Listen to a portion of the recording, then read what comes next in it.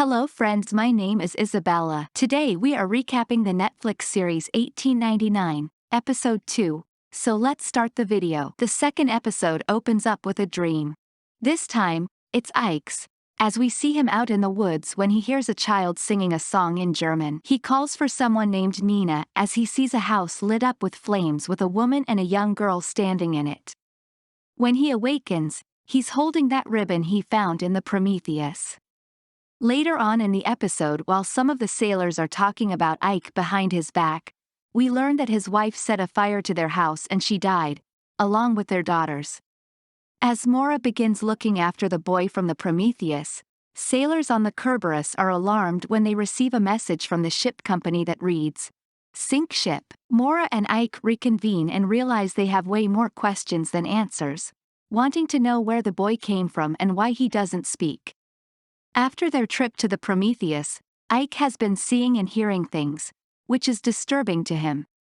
He asks Mora if she's been experiencing anything strange since getting back, but she doesn't say. Mora encounters Daniel the stranger who boarded the Kerberos at the end of episode 1. He doesn't introduce himself to her, however, and instead just says he heard noises coming from her room. Inside, Mora tries to get the boy to eat but he doesn't, and he looks really sad. Wanting answers, she asks what happened on the Prometheus but he doesn't respond, instead handing her that pyramid again. Mora is understandably frustrated and doesn't understand what he's trying to tell her. Down in the lower-class cabin, Ada washes Crester's hair as they talk about the boy and their plans for America. Their parents want to build a church when they get there, though Ada says she wants to go to school and become a doctor. Later on, Angel and Crester see each other again, though it's hard for them to communicate as they speak different languages. Angel gives Crester a silver compact case, and they're interrupted by Tova who walks in. When Angel leaves, Tova questions Crester on what that was all about, but Crester says it's nothing. Later on in the episode, Tova confronts Crester again when she sees him holding the compact case. She reminds him that rich people don't give things out for free, taking the gift from Angel.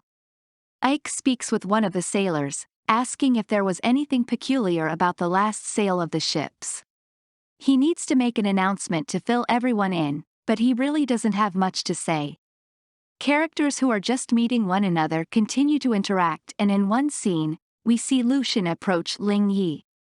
He talks about the Prometheus and what he knows of Japan, but their exchange is cut short when a woman named Virginia Wilson interrupts. Meanwhile, Jérôme has something for Lucian, sneaking into his room and placing some sort of military medal on his desk.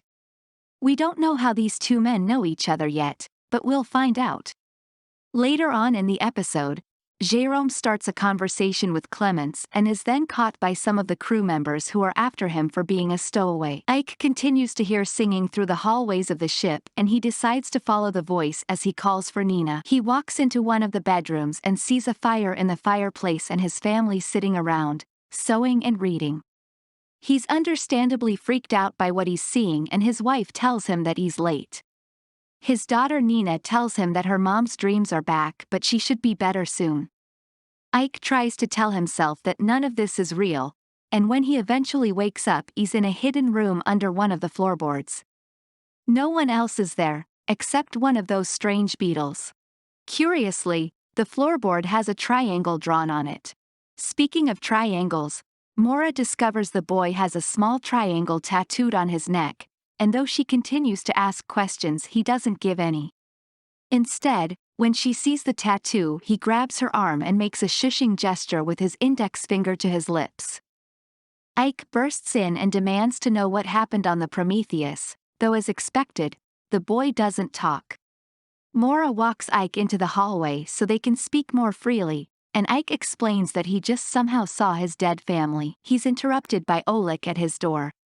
We learn a little bit more about the mysterious letter Mora received while she opens up to the boy. He notices that she's crying, and she explains to him that she's looking for her brother who's been missing for 4 months.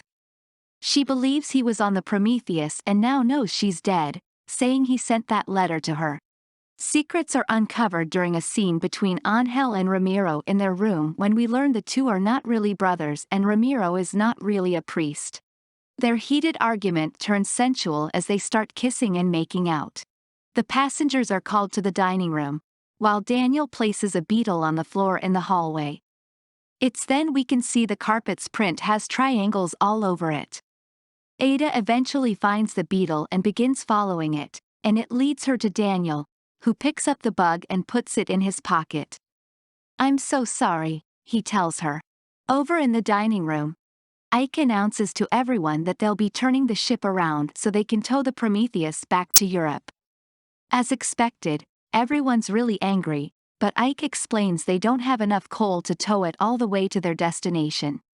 In private, Maura also pushes back on Ike's decision to go back, but he explains that there's something wrong with the Prometheus and the fact that the ship company is trying to cover it up is very concerning to him. He gives her the letter he received, asking who could have sent it and what the Prometheus has to do with his family. Maura is, of course, alarmed to see the same letter she received, but she doesn't tell him about hers at this time.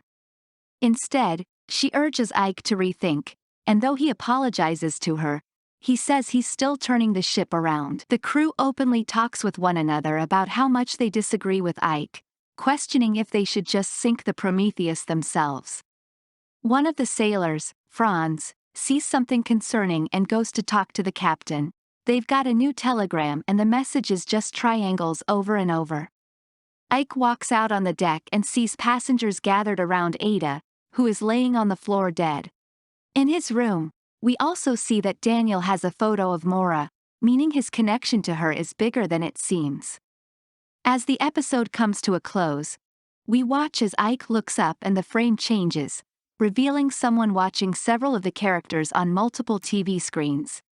Thanks for watching this video and I will see you later with the next episode of this series.